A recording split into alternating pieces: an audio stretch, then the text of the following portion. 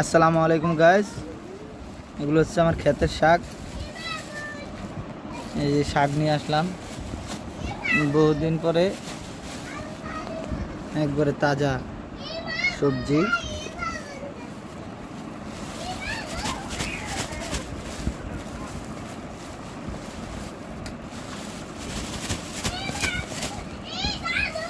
সবজির পাশাপাশি আপনার এই সবুজ শাকের পাশাপাশি আছে ভেন্ডি।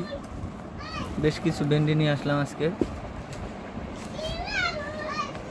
লইছে আমার ক্ষেতের ভেন্ডি। আর এটা এটা হচ্ছে একটা ভাঙ্গি।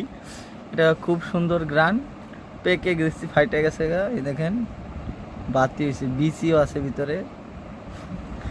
এটা হচ্ছে একটা বাঙ্গি। এই বাঙ্গিটা ছোট কিন্তু বড় হয়নি, কিন্তু গ্রানটা খুবই মিষ্টি। গ্রানটা যে এত মিষ্টি, খুবই মিষ্টি এটা।